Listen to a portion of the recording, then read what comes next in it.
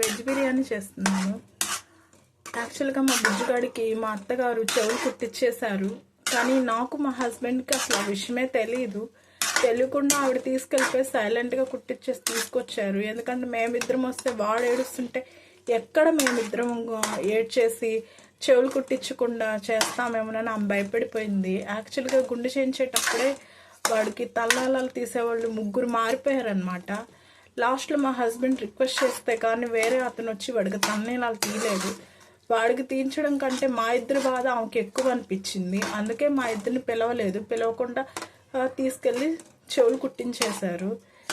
ఏంటమ్మా నాకు ఈ విషయం చెప్పలేదని మా హస్బెండ్ అంటే, నువ్వు వచ్చి వీడియో తీస్తానని చెప్పేసి ఆ చెవులు కుట్టించడం కూడా చెడగొడతావు, అందుకే నిన్ను పిలవలేదని చెప్పేసింది.